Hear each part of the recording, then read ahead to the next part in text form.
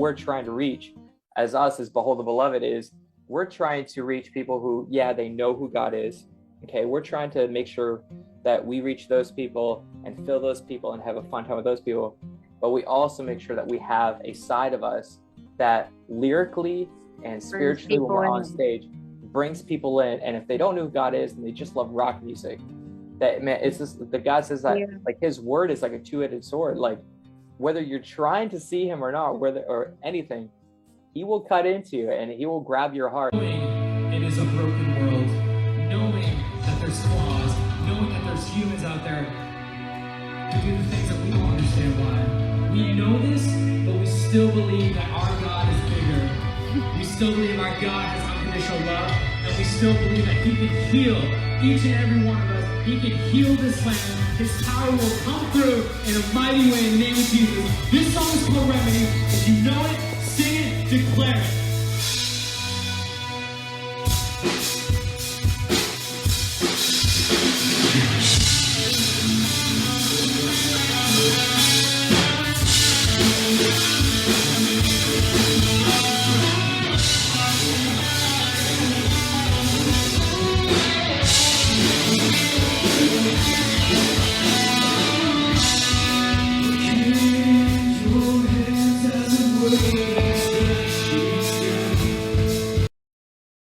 Hello, this is Andrea from OurDayDream, back again with another awesome guest. His name is Sean Green. He is the lead singer from the band Behold the Beloved.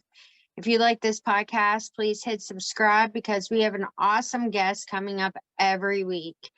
So without further ado and great pleasure, here's Sean. How you doing?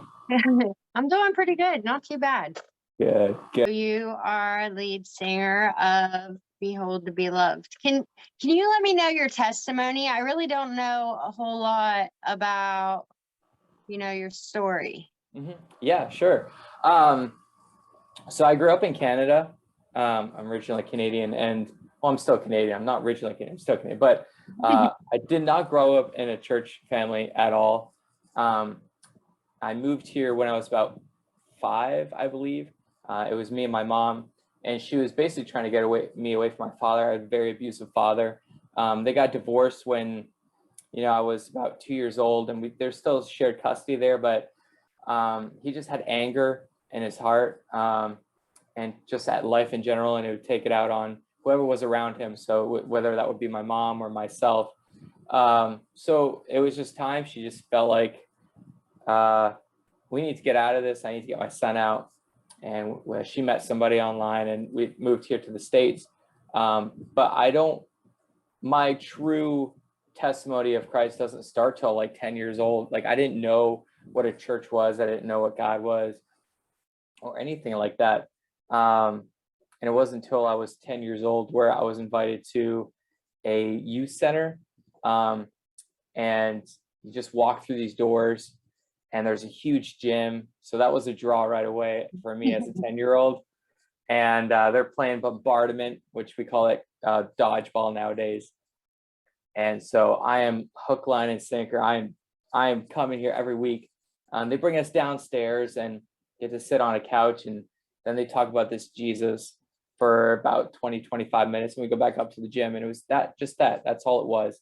And even at a young age of 10, 11, 12, I was already getting into trouble, stealing, hanging out with the wrong friends, all that kind of stuff. And growing up with my past of not really having a father figure in my life, I was really missing that. And it wasn't until I continue to hear teaches of this father of a love that's unconditional. It loves you no matter what you've done, no matter what you will do. He's not a father of punishment, but a father of unconditional love. And I don't know, even people underestimate young people. Like even at that age, I knew I was missing something, right? I knew that whatever they had, the people there teaching these lessons and the joy you see on their face, I knew it was something I wanted. And so, when I was 10, I became a Christian. I said, I want Jesus into my heart. And and did all that walking things, but I never walked it out when I left those doors. I went back to school and hung out with the same group of people and just continued to walk in two different lives. Every Wednesday, I'd go back to youth center. I would learn about Jesus, and I would sing songs and literally be a Christian. But at schools, started to do drugs, sell drugs, go to parties, all these things. And it wasn't until I got a little older when I was like, I need to choose one, because I can't keep living both lives. It's not working out. One life has people who love me no matter who I am, and has brought me a father that I never had. And the other group is just getting me into trouble. And it's the older I get, the more in trouble I get, the dicier things become. So I just had to make a decision that, I'm gonna follow Christ and see what happens. And if this is what everybody says it is, then I should be okay. So it was a growth period, because obviously you have to burn bridges. So I went through those bridges, burning them, and devoted, saying, all right, God, I'm yours. And that was probably till 16 or 17. And I met a church. Well, I didn't meet a church, but like I heard one of my friends who drove me home had to pick up their brother, and their brother was at their youth pastor's house. And I met them, and they're like, hey, why don't you come to this youth conference with us? And I told my mom, I was like, hey, can I go to Baltimore for a weekend with a bunch of people you don't know? It's for church. And she's like really worried. She's like, this is not a cult or anything. I was like, no, Mom, it's like a church thing. And these people that are going. So, and that changed my life, because then I was not only a Christian and like devoting my life to Christ, but I'm now surrounded by other people who love God and positive influence. I'm like, okay, I can follow behind these people and learn how to actually be a Christian, not just have the knowledge, but have the actual walk and learn how to walk in that. So it's been a growing experience ever since then. No means have I been straight and narrow since 16, 17. Like, I have my ups and downs. I've had my challenges. I've gone through sin so many times in different areas of my life, but I learned from them, and God continues to work in me and show me new things and surround me with new people. And every part of my life is just a different chapter of his testimony. But yeah, I think a big thing that turned me to Christ was probably my relationship with my father when I was a child. I went to middle school, and you got to write an essay like, who's your hero? And I don't know what came over me, but I wrote about how my father, being as abusive as he was, really made it easier for me to learn how to be a man, because I saw how not to be a man, and really taught me how to treat people, because I learned how not to treat people. But that whole scenario really gave me a view of, okay, I don't have a father, and a loving father. So my connection with Jesus was right away relationship. I don't think I ever went through a religional state. And I feel like that's easier. Sometimes I feel like it's harder to be born into, like, your parents are going to church nonstop, because then you get in a rut, and it's just like the thing you're supposed to do. But God is a God of relationship, and that is key. Sometimes you have to get out of that Sunday morning. You just go because your parents do. You got to find that relationship. Book smart only gets you so far. You know what I mean? Yeah. And that's where like the misinterpretations and stuff like that comes from. But I was laughing whenever you said about the report, because I kind of grew up in a similar scenario. It was my stepdad, and he didn't like me, and so I grew up in that constant condemnation. And so I would be the kid in school too. Like, I would turn my spelling word sentences into like attacks on my stepdad. Like, I would turn my reports into like attacks on my stepdad. And I imagine my English teacher was just like, what is going on?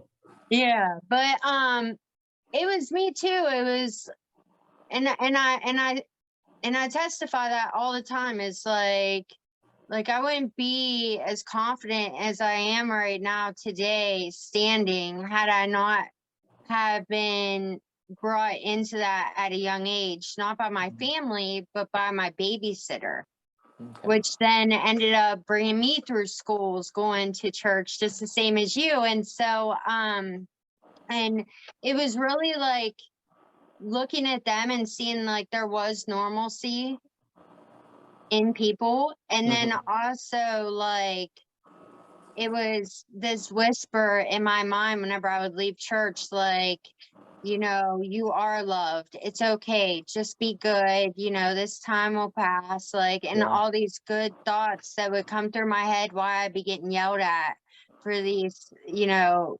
ridiculous scenarios. And so, yeah, so we have a similar story. Yeah, I feel like it's, well, what's that saying? You don't know a good thing till you lose it. But in this case, in our scenarios, it's like we know a good thing because we've come from a Right. non-good thing. And I feel like it's a blessing in disguise. I mean, we know the love Absolutely. of God because we know what it's like without him. Right. So, Yeah.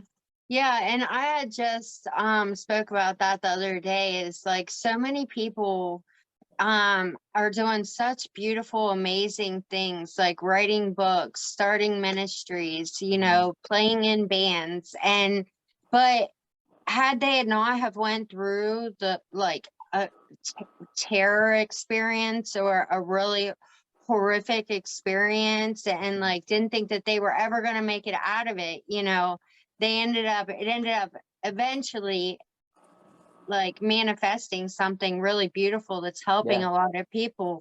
And so like we don't really see that in these experiences where we just feel so beaten down, or like time's going by so slow. But it's like later on you can look back on it and be like, this would have never really manifested had it not have been for that. yeah. Our biggest tool is our testimony, the things that we go through. It's the thing that gives us a story to push us to do certain things, but it's also a tool that we use to help others get out of where they're in, the places Yeah. that they're in. Yeah. And it sets us apart too. I was just talking about it's just somebody about that tonight actually. I was like, imagine if we all didn't walk walk these paths, you know, like the ones where we have to be patient, or the ones that really hurt, and all this. Like we're all born pure, like we just want to be loved. We want to Yeah. smile and laugh. Like Yeah. we would all be robotic. We would all be like the same. What would we even talk about? That's You right. know? That's right. Yeah. Yeah. So, what led you to being a singer? Have you always wanted to be a singer, or? I never wanted to be a singer. That's so funny. It's man, I don't even know how it started. I think I just wanted to be cool. Like, Yeah. what it's just in school, like I was bullied a lot. I was not the cool kids by any mean. I wasn't athletic. I wasn't smart. I turned into the emo goth kid because it was the easiest place to feel like I was wanted. But you know, in my own spare time, like, yeah, I wanted friends. I wanted popularity or something. And you know, I joined in like fourth grade or something. I would join the chorus. And I would have kind of a voice, but nothing like to talk about. And I'd go home and have a really cheap bass guitar and turn on the Walkman, I guess you could call it, a CD player, and pretend I'm playing, and just, you know, oh yeah, like I'm so cool, but I wasn't really playing anything. And it wasn't until like, you know, I started more my journey of like asking God, all right, God, like, what do you have for me? You need to show me something, because I'm leaving bad things that I'm really good at. I'm really good at, yeah, I was really good at doing things I shouldn't be doing. So now Yeah, you need to fill that void I with love that. something else to keep me out of trouble. And so I had the bass guitar, but I never knew how to play it. And the youth group I started going to was going to be in the fair, and they're like, hey, we're going to put a live band on the back of the truck. We need a bass player. You have a bass. And I'm like, yeah, but I don't play it. Well, one of the guys was very talented, and he said, I'll teach you how to play the bass. It's really easy. So I learned how to play the bass, and I just fell in love with music. I would listen to music all the time. and I loved music. So now that I'm able to play it, that was a whole new step for me, and I couldn't stop there. So I went from one instrument to another, and once I grabbed a hold of an acoustic guitar and started learning to play that, I would then, sing along, do some worship songs. And it was there I found, oh, I really have a gift here. Like, I feel like God's giving me something. Like, I'm just learning this stuff out of nowhere so easily. So being on the worship team, you just develop things, and I just had a passion for it, like into worship. Just when I'm in it, it's nobody else is in the room, and my vocals just, they just happen. I'm not the greatest singer in the world, but I can carry a tune. And I said, this is what I'm going to do. So being a vocalist is just me wanting to be a worship leader. And then it just has kind of like progressed into making a worship band. And then after the worship band, it was just like, I got an opportunity to play drums with a new band, which would have been this band in the very first year. And then the lead singer left. And I was like, well, I know how to lead worship. I can lead. And then we kind of progressed into rock music. So I'm a very mimical vocalist. I love growing up listening to music and trying to match their vocal. Like, I don't know, at that point, I didn't know what keys were or melodies or anything. I would just match their vocals. So I feel like my vocal range has been trained in a way that I can add rasp whenever I want to add rasp and do all these things. And I've kind of learned what my style is, where my comfortability is. So I just enjoy it. And now where I am in life and where the band is, man, I love being a lead singer just because I love the opportunity where I don't have responsibilities holding a guitar or anything like that. My responsibility is to engage, to bring excitement, and I get to like look out without trying to figure out chords. I can look out and see who's with me and the excitement that they're having, and that fuels me. And when they're engaged in worship, that fuels me, and I'm engaged in worship. And so I just have fun now. Like, it's so much fun. I think about oftentimes whenever I'm in the church, and like I think about, the band, like, are they feeling the spirit whenever I'm feeling the spirit? And how the heck do they keep going whenever they feel the spirit? Because it's like, whenever you feel the spirit, it's like almost like you're just full of all this power, but it almost feels like you're out of control too. And I'm just like, I wonder if they feel that too. And if they do, like, how do they keep going? And I really feel bad for them, because I'm like, they have to keep going. Don't you see me? I'm like on the brink of crying. Keep going. Right. I'm like, I feel so bad for them because they can't stop a minute. But yeah. So how's that experience? Like, doing worship is it's it's hard to explain. It's a privilege. It's no way do we deserve to be able to lead people into worship. It's something that God just blesses with, to say, hey, like, I'm in control, and don't forget that I'm in control. And so, like, when I serve on our worship team at church, when I'm not on the road, and every time we go on, we say it's a privilege that we're up here, and our goal and what we're supposed to do, our responsibility is to not make it about us, and for us to engage first. So worship leaders, great worship leaders and great worship bands out there in churches, their priority is to just forget that there's a congregation in front of them, because you're there to worship God. You're there to give him everything you have and love on him. And when you love on him and he loves on you, people will see that. And it's almost like having the love of God in you. Like, if you walk past a person on the street and you see them smiling, talk to them, they're like, oh yeah, like, just God's blessing me today. That shines through when you see joy in people. The same thing as in churches, is when you're engaged in worship, you draw people into the throne room with you, and they engage with you. But it starts with you making sure that your focus is on Christ, and not trying to, because worship on a Sunday morning is not a concert. It's totally different. And then we try to take that mindset into our shows, because our shows is a concert. We're trying to entertain, but at the same time, the way that we write our lyrics, we try to make it in a way that we can make it a worshipful event that engages you, that when we're jumping around and yelling, that you're still, God's word is being spoken. Right. And there's no gray area, and you can engage into almost a worship fashion. But yeah, it starts with your mindset it cannot be on the people in front of you.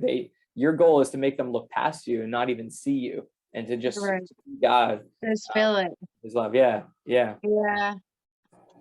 I was saying I seen that happen because people, there's like this stigma against Christian rock music, and I'm like, but have you actually ever been to one? Like, have you actually seen, you know, what happens at one, and how somebody will go from like, you know, being drug into a Christian concert to being like, you know, to at the end, like raising their hands in the air, you know, like they were just born again. So, yeah. And it's the power of like lyrics too. Like God gives us these lyrics, and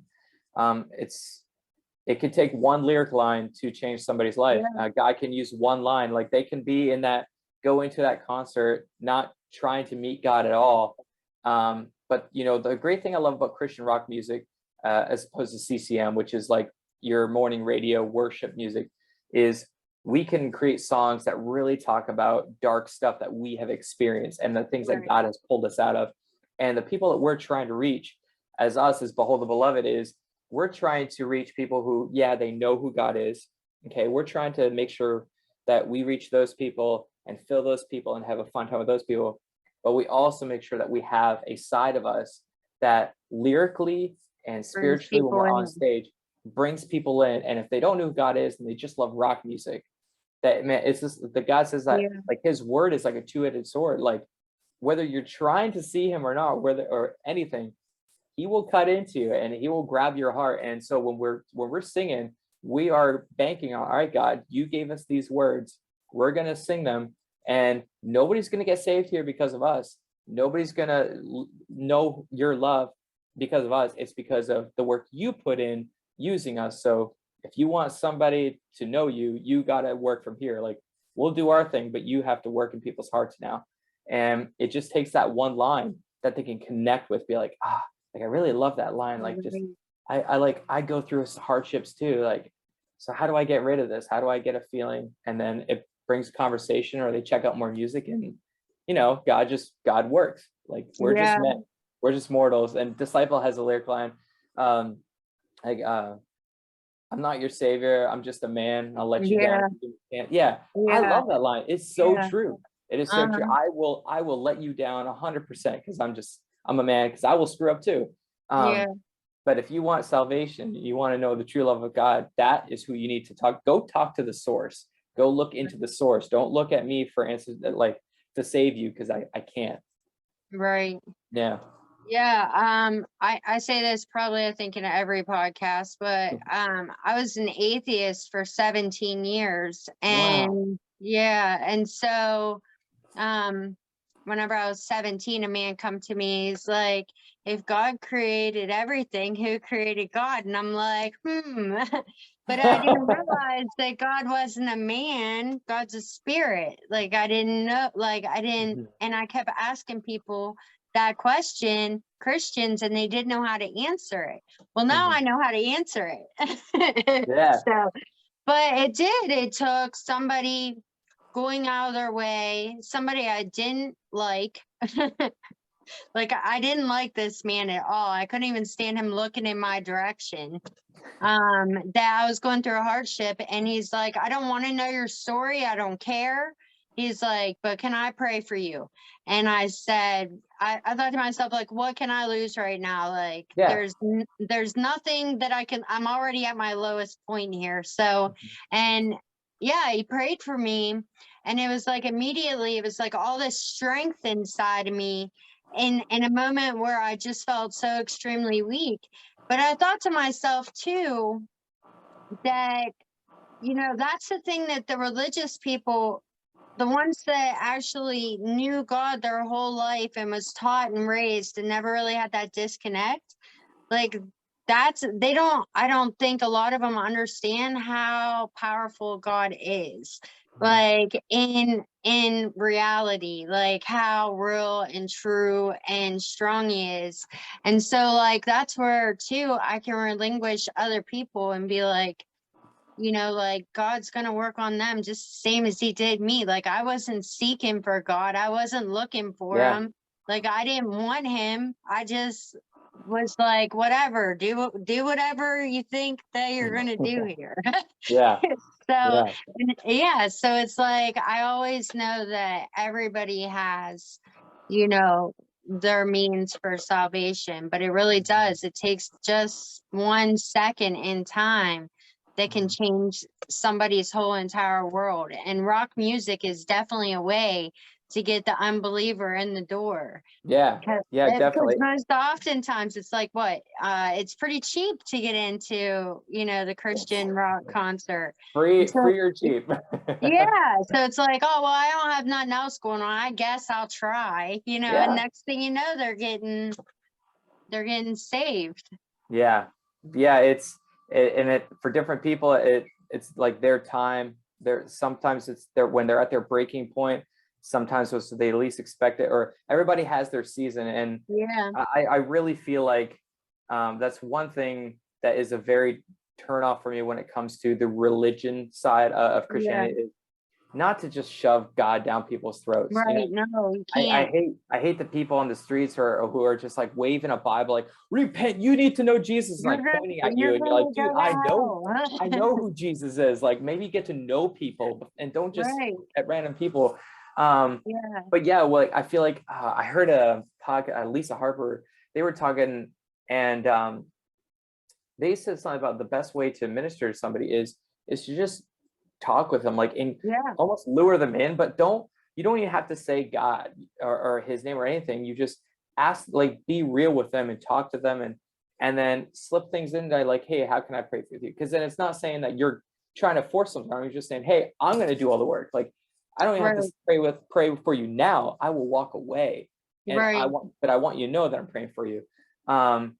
Just little things, and people that hits people in the heart. So yeah, always be kind to people, and express and walk out your love of Christ. Don't feel like you have to just defend Right. this. God doesn't need you to defend him. He's God. No.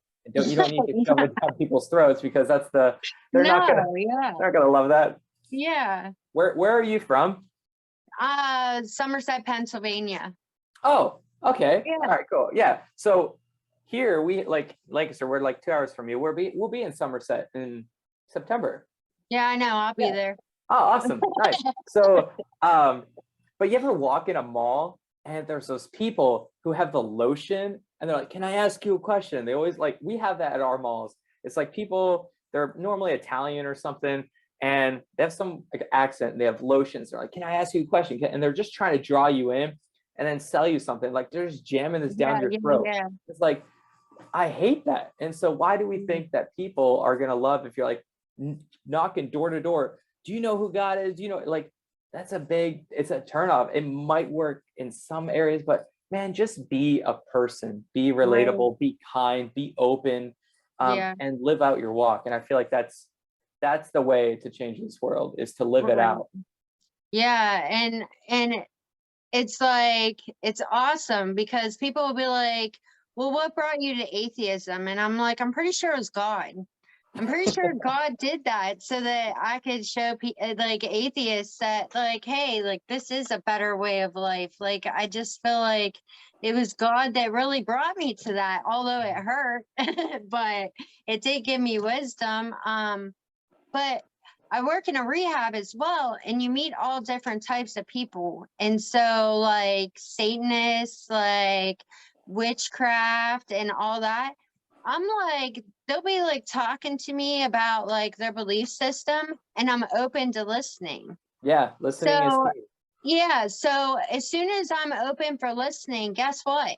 Whenever I talk, they don't shut down. Yeah, They're listening, and then they give me their take on what I said, and then it's a conversation back and forth. It's like, I get, this is where you are, you can see this is where I am, but there's this stigma. So you have, the Satanist, he's looking at the Christian as somebody that doesn't like him. You know Mhm. what I mean? You have the person that's does witchcraft, they're looking at the Christian like somebody that's hateful and doesn't like them. And so, but the seed is whenever, because I know as an atheist, you only hit your head off the wall so many times before it gets too hard to get up off your butt. So, and so whenever the moments come, they can look back at my demeanor, how I acted, how I reacted, the love that I gave, the joy that I showed, the compassion that I had, all these things. They're going to look at how I moved, how I walked that Yeah. whole time that they knew me. And then they're going to think to themselves, well, my way's really not working all that well. Like maybe I could just check out this whole situation that she was talking about. Yeah, and the key and stuff like that, you're absolutely right. The key is not to banter back and forth. Never create an argument because you don't need to defend God. You open to Because learn. what happens is if you're talking to a person who wants to create the back and forth banter, if you just not banter, that forces them to be like, all right, they're not Yeah. feeding into this. I need to No. go look into what they said, and then I can come Yeah. back and prove them wrong. But them going back to research what you said is them digging into Right. God. You know what I mean? Right. So it's like Yeah. they're doing the work for you. Yeah. It's like a communication. Like I don't want to communicate with somebody that like just wants to tell me that they're right and I'm wrong. You know what I mean? Like who does? Nobody Yeah. wants to talk to somebody that's going to be like, well, you're wrong. Yeah. Okay, well, we're done. Yeah, right. I don't want to communicate with somebody like that. I don't want to hear what they have to say. You know what I mean? Like I'm completely shut down. As soon as you're assuming that this is my heart, and that my heart's in a bad place, like I'm closed, but that's what God wants us to do. He wants us to look on the heart, not the belief system, not where they are in their spiritual walk. He wants us to look on the heart and what the heart is capable of through him. Yeah, we love people, we don't love sin. So Yeah. like witchcraft and these other things that you're talking about, that's sin. That's not Yeah. people. That's not the person. So not a I feel heart. like that's something our society really struggles with. Yeah. And I feel like right now that's what our churches are really struggling with, is trying to, I mean, we wrote a song, Trenches, and it talks basically about this, but right now our society is going through so many things with all these different genders we have and homosexuality and all these other things going on in the world. And now the churches has this on their hands where they're like, all right, what do we need to change about our church? And what do we need to change in our Bible to bring people into the church and keep butts in the seats? It's like, Right. you don't change anything. God's truth is God's truth. We will love these people, never turn away anybody for their belief, because it's Yeah. just sin. Love the people. Yeah. Let them know that, hey, we love you. We just don't love the sin. Right. That you don't turn them away. You don't do anything like that, because they're still people. And God is a God above anything out there that can Right. really grab a hold of these people with anybody's testimony in that church or a message that he gives, anything like that. Yeah. I can relate to like how like God saved Paul, like turned Saul from Paul. It was Yeah. like God talked to Ananias, was like, hey, you're gonna go to Paul. And Ananias was like, no, like he kills people like me. And but God's like, yeah, you are. That's what you're gonna do. And so Ananias went to him with love, and then God trained him up in the way, and that's kind of how it worked for me. Like, I'm sure he didn't want to come up and pray for me. I'm pretty sure there was a common dislike between the two of us. You know what I mean? Yeah, I got you. Like God was probably in his ear, like, you're doing it right now. Like, I mean, that's the only way that I can rationalize it, because I know neither one of us, like, we really could not stand one another. And so, but then it was God that just little by little kept awakening my eyes and showing me more and leading me to different directions and taking me further and deeper. And, it's And so I think a lot of people are trying to play God by like, you have to do this, this, this, this, and this. You have to go Yeah. to this church on this day, and then you have to do these processes. And I'm just like, what we really need to awaken people to is God's love. And Hmm. then that will give them the anointing that then Yeah. makes them want to seek it out and learn Yeah. this.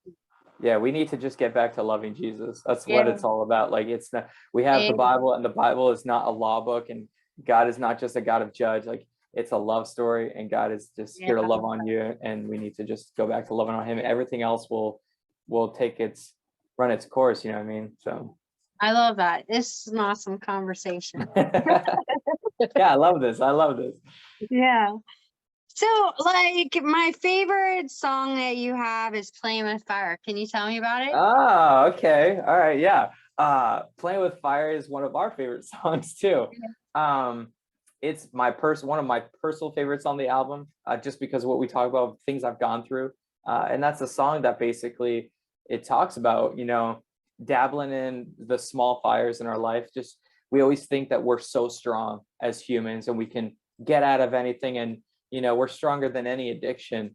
And it's that small flame, that little spark that we dabble in of sin, that really is just a bait that the enemy uses to grab us and just inflame us in sin and addictions and all that kind of stuff. And that when we were writing that song is exactly what we wanted to get across is, if we're all going to try to dip our toes here and dabble in sin because we want to and we think it's fun and we can get out of it at any point, we're completely wrong. The enemy is out there to kill and destroy, and he will use anything to grab hold of us.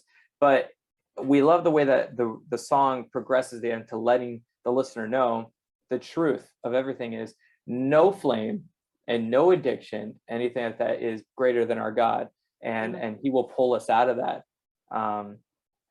So I really grab hold of that song, and I love playing it live, and I feel like everybody understands where we're coming from. And I really feel like it is one of those songs, like I was saying, that there could be a line in there that really connects hard with somebody, and they're like, I am stuck in my addiction, and I am stuck in my sin. I don't know how to get out. My life is being ruined, and I need help. And I don't know. I've tried everything. And when they Yeah, say I've tried everything, they say I have tried everything that I am able to do, but right. haven't tried the love of God, because he doesn't want you in what you will, but he will leave you there if that's what you desire, if you don't, to teach you. But we serve a God who has mercy and grace and loves us, that he will never let us there to rot. And Right. at any point, he will pull us out of our fires and allow us to experience victory, experience grace and joy. So I really love Playing with Fire. And it's a banger. Yeah, I love. Yeah. We've been on tour right now. We've been opening with it, and just coming out to stage with the words like, "Can you hear my cry? I just want to feel alive." All these Yeah. selfish desires. It's been really cool to see people gravitate towards the song. And Yeah. it was our first #1 song, so that was a Was it? huge blessing. That was so much fun. Never thought in a million years in my life I would have a #1 song on the chart. So yeah, God just used that song in so many ways and blessed other people, hopefully, and he's surely blessed us. So I Right. love it. I think too, like God gives us that purpose. Like God gave you that purpose of, progressing you into being the lead singer of Behold Beloved. Like me being on this podcast, this is like anti who, like the person that I am. It's like the complete opposite. Really? And You're so, doing really good. I'm enjoying this. oh, thank you. And then and then I have other dreams and plans that have yet to manifest. And so it's like before, like I found God, it was like I was living in repetition. It's Hmm. like Groundhog's Day. Yeah, You know what I yeah. mean? Same thing every day. Nothing I was really chasing after. I was just repeating. And so Yeah, it's glory, grace, but it's also purpose and passion, you know. Mhm. It's showing you who you actually who you are without what the world told you that you were. Yeah, yeah. As it's funny you said, in the bridge of our song, I mean, we even declare is through your name I'll fight the flames, passions that's I love clashing with that. your heart. Like Yeah. we believe we know what's good for us and what we're Yeah. supposed to do, and man, we're wrong. Like God Yeah. knows a plan and purpose for your life. And so to lean on, if you want to live a life of joy and purposeful meaning, lean on God because He will show you the path. He'll open the doors for you to walk through. Like when we started as a band, we put it on our own plate to be like, we are going to be a worship cover band. We're going to go to churches and play for youth. And we had like 4 shows a year. Like it just was not working. And it wasn't until we like, we're going to write our own music and see what God wants to do with us that we started saying, oh, we're a rock band. Like it's like, okay, God, this is how you want to use us. You don't want us to minister to those who already know who you are and go to church all the time and they have their own worship bands that are allowed to do that. You want us to get out in the nitty gritty into some church venues, but really, really minister to those who are seeking you, Right. wanting to go the next step, or those who don't even know who you are. Yeah. Yeah. I love that. So what's next for Behold the Beloved? What's happening? Well, this is our week off, so I'm gonna enjoy it, and we get back on the road on our second half of the year of the tour, starting next week. But a lot is happening, and I'm really excited to see the things that God is doing. Like we've been a band for almost 10 years, but Wow. it hasn't been except for like these past 3 years is when really God has opened so many doors and really like, all right, like we laid the foundation, now it's time to move. Um, and it's been a blessing. It's been fun. It's had its challenges. You know, all of our guys are. There's 3 of us who are married, and we have kids, and 2 of us who are not. But we're learning the life of sacrifice, being on the road every Right. weekend, away from family. Luckily, I'm blessed that my wife is with me because she runs our merch. She is our manager, and so but still, you know, my little guy, I don't get to see him as much. So we're learning stuff like that and trying to navigate it, but we know that this is what God has for us. Yeah. So we know that He will provide time off, He'll provide funds if we need it. So we just need to continue to trust in Him. But what's ahead of us is so many cool things. Is we have our tour that we're on, and our tour will then like upgrade August 31st through September 5th, and it's called the Fully Loaded Run. And we're bringing Relentless Flood and Chaotic Resemblance with us. So that's going to be so much fun. And I really believe God is going to do so many cool things with that. We're going to Uprise, which is a huge festival, and it's such an honor to be a part of that. And we've been praying for that. So it's another cool door that God opens up. But what I'm really most excited about is something that I'm not even a part of. But you know, Kelly, my wife, our manager, our merch person, she has had so much opportunity running merch to where she runs into so many women on the road, and she gets to talk to these women, and she runs into women who are just down on their luck, who are broken, but then she meets women who are just on fire for God or seeking more of Him. She meets women who are potential leaders, and she becomes friends with these women. She gets to pray with these women. She keeps in contact with them. So she's becoming a little superstar herself within the band. But we just launched a month ago a ministry branch off of our band. So we're Behold the Beloved, but we have a ministry. We're not just a band, we're a ministry. So we have a branch called My Beloved, which is a women's ministry that is run by my wife, Kelly. Aw. We just launched that last month.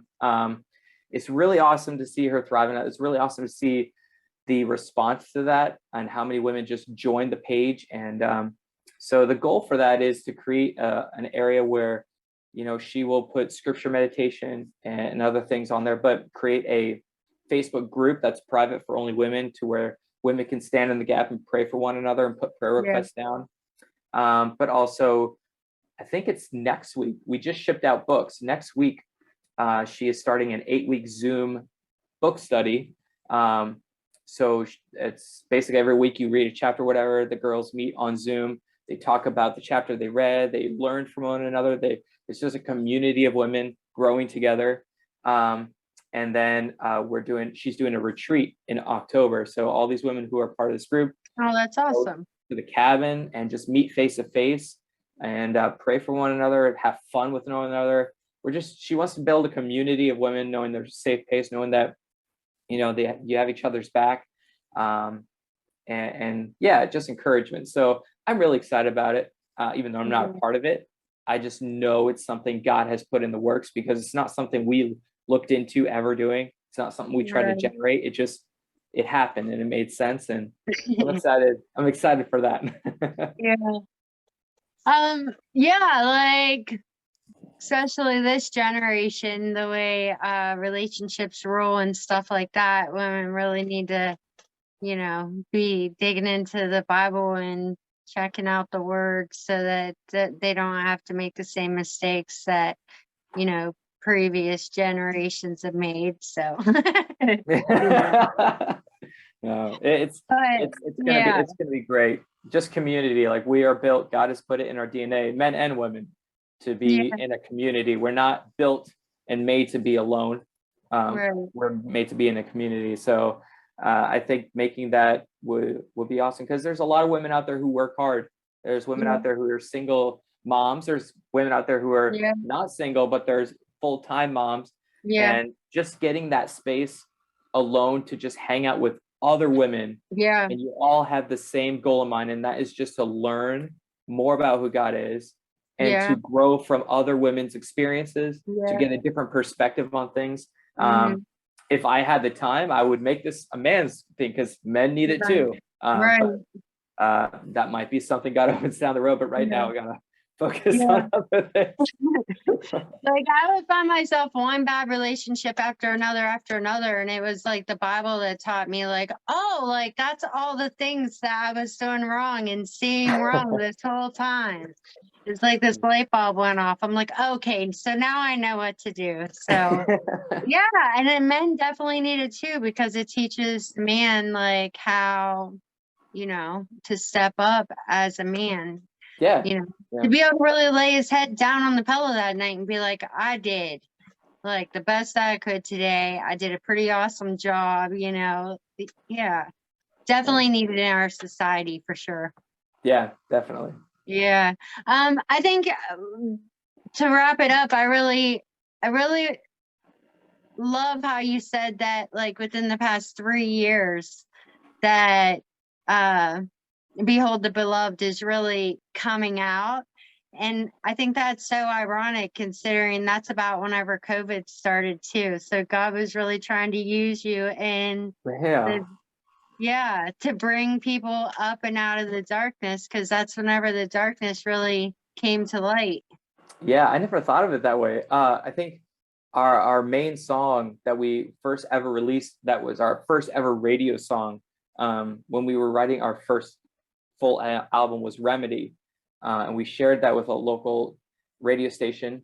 And he's like, wow, you're not just a garage band. You actually have, like, you're talented, and God's really speaking through you. So that was our first song. And we made the album and we released it with a huge show with Disciple. It was like, okay, we're doing this. And then we started booking random church events throughout that year. And then COVID happened. When we just were about to, like, make our first tour, COVID happened. It's like, man, like, we thought that would push us back and people would forget who we are just from, like, that our one song. But we felt like it was a song that people needed to hear. And then lo and behold, that was a song that people need to hear even through COVID, was, hey, God is our remedy. He's the only one that can heal this broken world, that can heal anything.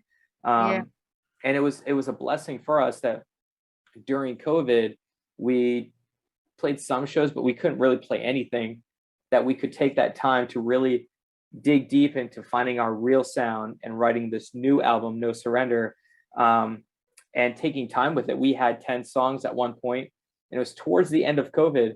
We had 10 songs, and we still saw places staying shut down. And when God continued to speak to Jason, who writes most of our songs, like the brunt of it. and we ended up trashing 2 of the songs and putting 2 new ones in. Like Shock the Water was not supposed to be on this album, and I believe it was Rescue Me or Abandoned Ship was the other one. Wasn't planned to be on the original 10. So, and I feel like those are staple songs for the album that have really great messages. So yeah, I feel like COVID might have screwed us over, but we took advantage of COVID, and Right. it's turned out well. So yeah, but I've never thought of it that doors just started flying open a little Yeah. before COVID. So yeah, Yeah. God knows what he's doing. He knows what he's doing. He's the right on time God. We're just humans, and we're like, oh, we're not going to make it. And God's like, no, I got you. Just watch this Right. plan out. I'm not done yet. That's right. I thank you so much for joining me. Oh, thank you so much for having me. This has been fun. Like normally interviews are the same questions, which is fine because it's different audiences. But I love just hanging out, and yeah, I get to plug in our band and the things we're doing here and there. But I just love interaction, discussions, and just talking about Jesus. Because man, you always think you know everything about him, or like the basis, the key points, but there's so much to him, and he's just so amazing. So I love just talking about him with other people. So thank you so much for having me and helping us, and the work you're doing, the ministry you're doing.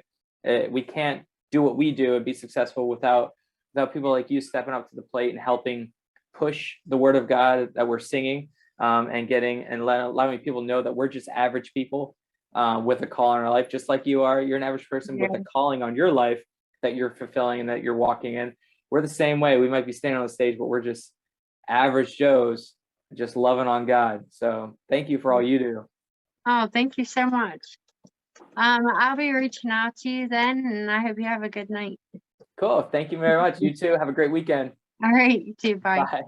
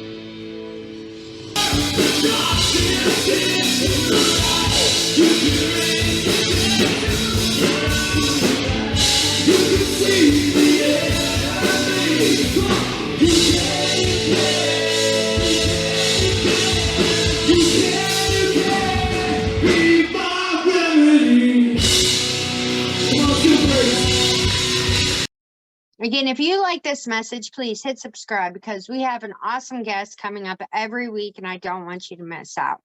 God bless. Have an awesome week. I'll see you next time.